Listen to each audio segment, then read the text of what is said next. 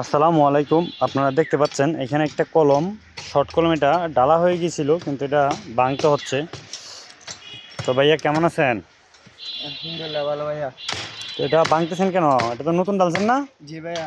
তাহলে ভাঙতেছেন কেন এটা? এটা ভাঙ্গা হচ্ছে, এখানে একটা হারু দিছে আর অর্ধে নাই, এখানে দেখছেন? শুধু একটা রিং দিচ্ছে আর এগুলো দেয় নাই। হ্যাঁ দেয় নাই। তো কেন দেয় নাই?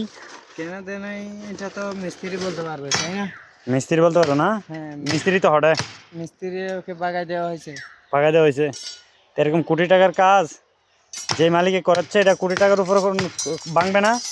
হ্যাঁ এটা ইঞ্জিনিয়ারে চেক করছে, দেখতেছে হারু নাই। কারণ নাই, শুধু উপরে দিছে না? উপরে দিছে।